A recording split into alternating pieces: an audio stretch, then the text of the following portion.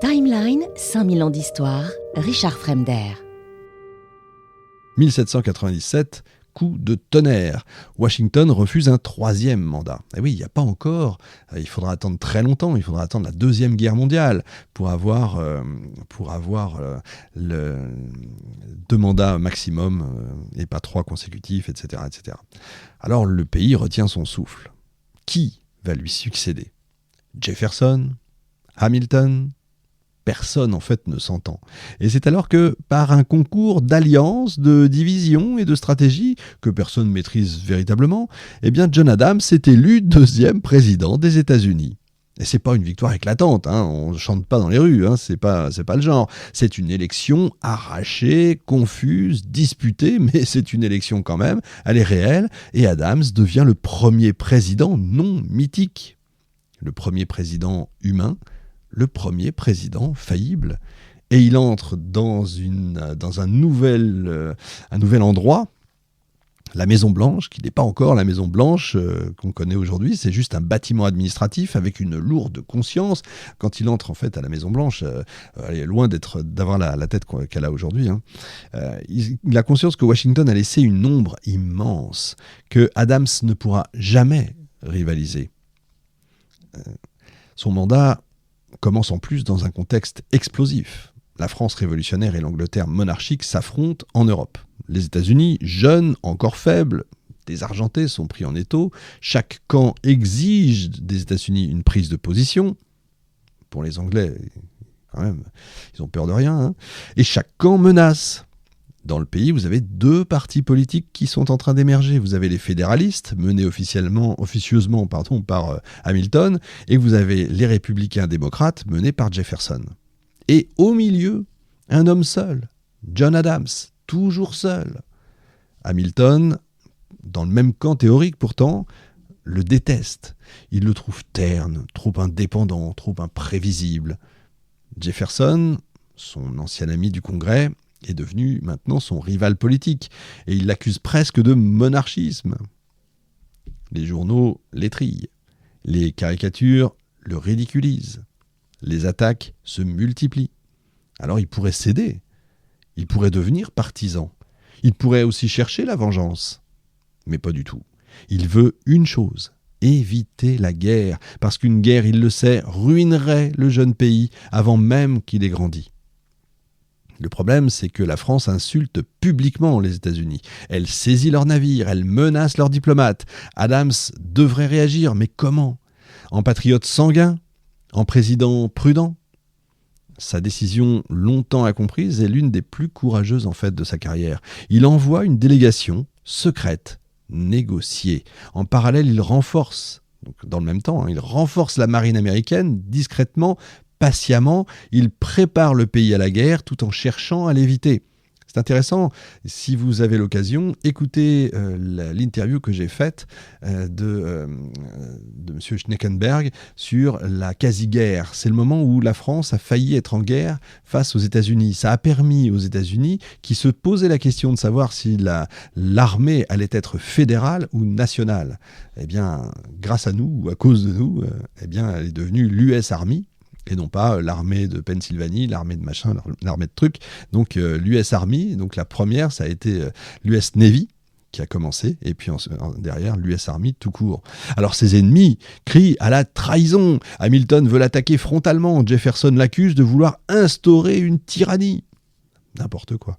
Adams tient bon, il est insulté, calomnié, encore une fois, isolé. Et puis, miracle discret, les négociations aboutissent, la France recule, les États-Unis évitent la guerre, la nation reste intacte. Alors, on imagine qu'il devrait être applaudi. Non, au lieu d'être applaudi pour ça, Adams perd l'élection suivante. L'élection de 1800, on peut dire que c'est un véritable carnage politique. Jefferson et Adams s'affrontent à coups de journaux, de pamphlets, de calomnies. On accuse Adams de comploter contre la Constitution. On accuse Jefferson d'être un agent français. On parle même déjà de conspiration étrangère. Adams perd. Dans un mélange d'amertume, de dignité, de tristesse, il quitte la capitale avant même l'investiture de Jefferson. Il part en calèche, seul, Dans le froid de la nuit, il rentre dans sa ferme du Massachusetts. Le pays s'en rend pas compte encore, mais ce moment est quand même historique. C'est la première transition pacifique du pouvoir entre adversaires politiques dans une démocratie moderne et finalement apaisée. Et Adams, par sa défaite silencieuse, vient tout simplement d'en établir la norme. On lui a reproché, si je faisais un bilan, on lui a reproché son caractère, on lui a reproché sa raideur, on lui a reproché son manque de charme. On oublie souvent quand même une chose essentielle. C'est Adams qui a gardé le pays en paix. C'est Adams qui a posé les bases de la marine. C'est Adams qui a évité une guerre suicidaire. C'est Adams qui a sauvé la jeune République et qui l'a même créée. Il repart chez lui comme il est venu. C'est un peu, si j'osais, c'est un peu Cincinnatus. Il repart chez lui comme il est venu, honnête, obstiné, parfois irascible, mais profondément fidèle à ce qu'il estime juste. Ce qu'il ignore encore, c'est qu'une dernière histoire, la plus belle, la plus poignante finalement, l'attend dans les décennies qui viennent. Une histoire d'amitié brisée, puis d'amitié retrouvée. Une histoire qui va se terminer dans un moment si symbolique qu'on croirait finalement une légende. Alors il rentre à Quincy, dans sa ferme du Massachusetts, en 1801. Il n'est plus président, il n'est plus vice-président, il n'est plus diplomate, il n'est plus rien, en tout cas aux yeux du monde politique. Mais dans sa maison, entouré des champs, des pommiers, de ses livres et d'une Abigail qui vieillit avec lui, Adams redevient John, un homme, un mari, un père et puis un grand-père. Le retrait de la vie politique, on l'imagine, c'est un peu une déchirure, mais aussi un apaisement. Alors il écrit, et il écrit beaucoup. Il lit encore plus. Il reçoit quelques visiteurs, pas trop. Il jardine, il réfléchit. J'allais dire, il cultive son jardin. Et il pense à un homme en particulier, Thomas Jefferson, devenu président à sa place. Deux amis, devenus ennemis.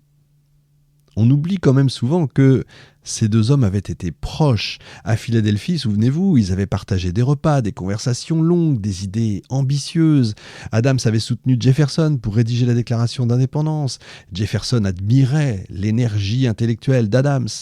Et puis la politique, comme souvent, a tout brisé. Les journaux s'en sont mêlés, se sont mêlés de leurs divergences, ont accentué leurs divergences. Les partis les ont dressés l'un contre l'autre. Ils sont devenus adversaires et puis carrément ennemis, au point même de plus s'adresser la parole. Pendant plusieurs années, Adams rumine. Jefferson aussi, de son côté, dans sa plantation de Monticello, lui aussi rumine, il n'est plus président, il n'est plus rien non plus, et tous deux vieillissent dans la solitude de leur grandeur passée. Et puis un jour, quelque chose se produit. La lettre inattendue. On est en 1812. Un ami commun, le docteur Benjamin Rush, joue les entremetteurs. Il écrit à chacun qu'ils regrettent leur silence, qu'ils se manquent l'un à l'autre, qu'ils sont faits pour se parler. Adams hésite, Jefferson aussi, et puis Adams, le plus impulsif finalement des deux, cède. Le 1er janvier 1812, il écrit une lettre sobre, digne, un peu sèche comme d'habitude, mais profondément humaine. Quelques lignes seulement, le geste d'un homme qui tend la main sans trop montrer qu'il y tient. Et Jefferson répond. Et là commence l'une des plus belles correspondances de l'histoire. Une amitié renaît, mais différente. Les lettres s'enchaînent, elles parlent de tout, de la Révolution, de la philosophie, des livres, de la France, de Dieu, de la politique, du vieillissement, des enfants, etc., etc. Elles sont brillantes, drôles, tendres, parfois piquantes, mais quelle histoire avec un grand H. Elles sont le reflet de deux esprits immenses qui enfin se comprennent. Jefferson est souple, charmeur, élégant, Adams est direct, franc, parfois brutal, ils n'ont pas changé, mais ensemble ils forment un duo d'une profondeur rare, le penseur et le moraliste, le rêveur et le concret. Et les lettres deviennent pour Adams une source de joie immense. Il le dit presque à Abigail qui sourit, elle qui n'a jamais adoré Jefferson, mais voit son mari revivre en discutant avec lui. C'est une véritable rédemption, une réconciliation, une façon, si vous voulez, de boucler la boucle. Deux hommes qui ont construit un pays et que la politique avait séparés se retrouvent enfin au terme de leur vie dans un dialogue pur, sincère et là, libéré de toute ambition. Timeline, 5000 ans d'histoire, Richard Fremder.